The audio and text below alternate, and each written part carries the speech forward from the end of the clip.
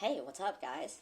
This is Durian Productions. We're excited to have a brand new Xiaoxin 15 2020 with the latest Ryzen R7-4800U 16GB of RAM, 512GB of storage, 1080p 100% sRGB screen, and a Type-C port that can charge to the screen, charge to the laptop, although you cannot really use the original charger to charge to the Type-C because it's the old-fashioned one. Outside the box, you get a very small charger, very similar to my Mix 520 or 510. It uses the traditional charger port, which is circular. But anyway, the size is pretty small. It's a 65-watt charger.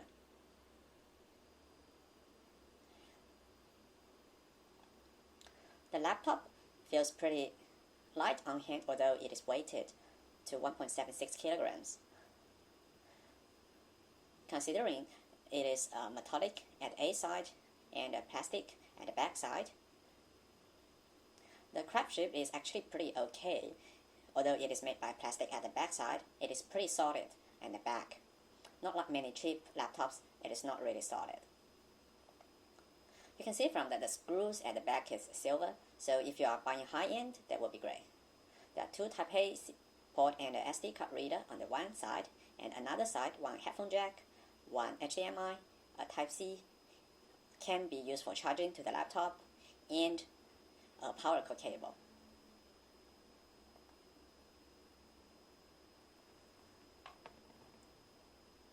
You can see a pretty wide window for cool fan to inside the laptop, but unfortunately there are no anti-dust window on the backside, but it's not really a big issue considering it's just a budget laptop which will cost you something like less than 5,000 Chinese yuan.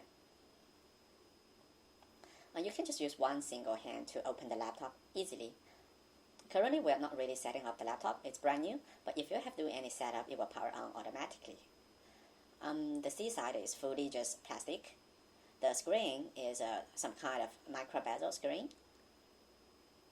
There is a webcam at the top, which is pretty good for recently work from home.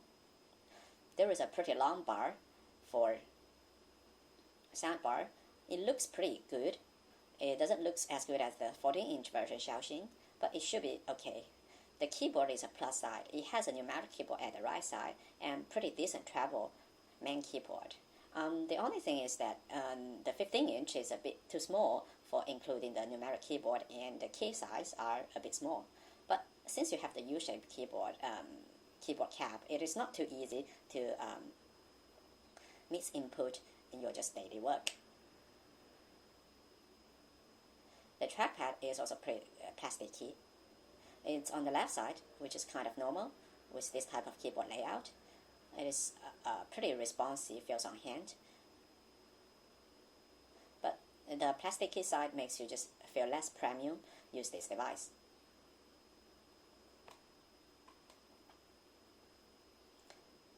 Well, if you have ever used 13, 14, 15 versions, you will know that the 15-inch version is definitely the less crafted version in the old Xiaoxin series. We can just open the lid to power it on after setting it up. The power on speed is pretty quick. And if you just click Mail, Computer, Web Browser, and the App Store, you will find that, wow, the speed is pretty good. It's not the fastest one, but it's faster than my tested Xiaoxin Pro 13 and also Xiaoxin Air 14. This is all about the optimization rather than the ultimate speed of the CPU or any internals. It has nothing to do with that. Videos on internet. Here's why. Finish the lyrics. Tell me something, girl. Are you happy in this modern world? Or do you need more? Wow. Keep going. So hardcore. Wow, you're really good. Keep going.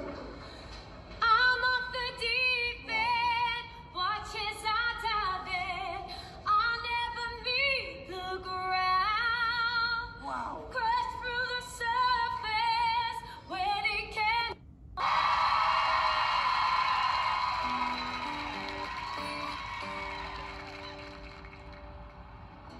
Tell me something, boy. Aren't you tired trying to fill that void? Or do you need more? Ain't it hard keeping so hardcore? I'm falling. In all the good times I find myself longing for change.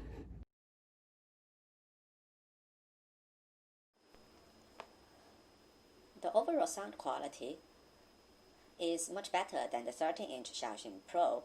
It's not really about quality, it's about the sound volume or the loudness, because the 13-inch version is just too small and this one is just good enough. But if you compare the sound quality to the 14-inch version, the 15-inch version cannot match the 14-inch version. It's definitely good, but not great. The 14-inch version is more like something beyond expectation and its price range. The screen looks pretty gorgeous at the front side, but this LG IPS panel has something of LG characteristic. If you turn to 45 or 30 degrees, you will find that there is a special angle that the brightness reduces quite significantly.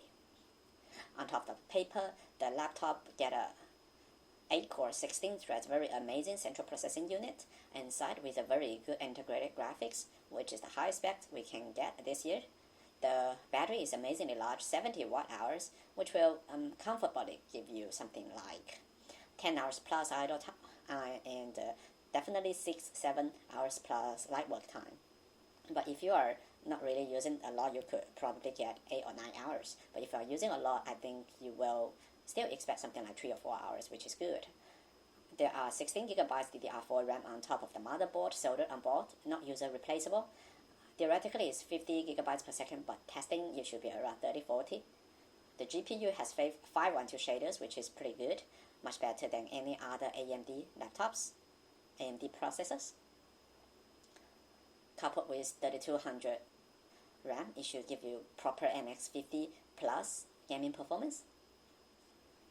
The IPS panel from LG Display is not comparable to nowadays Chinese suppliers.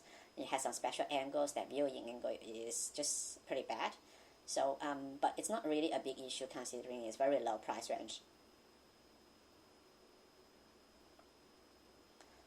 The solid-state drive inside is pretty Lenovo standard, the fastest Samsung one, PM981A. Expectedly, you will also expect some West Digital or other brands inside.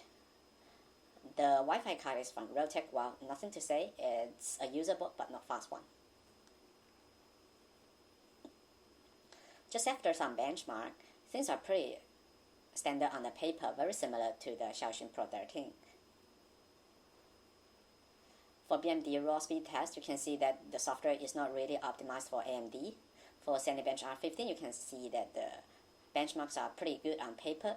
The CPU can run around 1.4K, 1.3K on battery, high performance mode, which is pretty good. If you just plug the power inside, you can definitely expect 1.5K, 1.6K.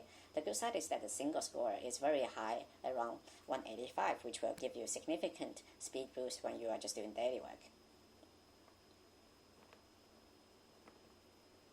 Although the benchmarks is not on top on the paper, but if you hear that there is no sound or no fan noise during the benchmark, you will really be pleased by how the laptop performed without any noise of such respectful benchmarks. The solid-state drive is also pretty good. There's nothing to complain about. Things are on the top notch, not just on the acceptable range. Let us now move to the stability test. Just a few minutes after the benchmark, the temperature of the system drops back to 40 Celsius degree with a very low CPU power package or envelope. The frequency is jumping all the time. After starting the stability test for the CPU itself and turning on the high performance mode, the CPU will later go up to 3.2 or 3.1 GHz with the power envelope clocked around 20 watts. Later, the speed drops back to 2.75 GHz, which is a bit on the lower side, but is still pretty respectful. We are expecting that this type of 20 watt power envelope to be there for the whole range of the test. Well, actually after 10 minutes, it proves that. After 10 minutes, the speed is still about 2.75 GHz and the power is still 20, we just plus FM plus Q to power on the performance mode built inside the laptop by Lenovo, and you can see that the power goes up to twice as previous, and the speed can go up to 3.4, 3.5 gigahertz. The downside about it is that you can see the frequency sometimes drop to 0.4 gigahertz, which is really low. This laptop performance mode is definitely not well engineered, as it is totally not stable enough to run high performance. Suggestion is that just to leave it to normal and use it as normal, and the performance should be at least 80% plus, which is good enough already. Now let's just stop the stability test for CPU, and now to get the GPU inside the stability test. After starting, the GPU frequency is now clocked to a very high ratio, 1.75 gigahertz, which is amazing and definitely will give you MX150 plus gaming experience. That is why many people are claiming that this laptop is capable of handling PUBG in very basic settings, which can, while previously, be only handled by discrete graphics. It consumes around 17-18 watt. After 5 minutes of stability test, the temperature is pretty stabilized, just 60 Celsius degree, which is very low, and the frequency is still 1.75 gigahertz, which is very stable. So there is nothing to complain about if you are playing just GPU intensive games. We now try to add CPU on top together. Expectedly, the GPU frequency dropped to approximately half of its original speed. The power envelope is still limited to 20 watts, and the performance is balanced between CPU and GPU with a CPU clock speed around 2.5 gigahertz. This generation of AMD CPU is really efficient. It can keep 0.something gigahertz on GPU while still maintaining a 2 plus point something gigahertz on CPU. If you compare to Intel will just give you 1.5 or 1.6 gigahertz on CPU, and that just is 4 cores. So there's nothing to complain about. Everything from the AMD is so good.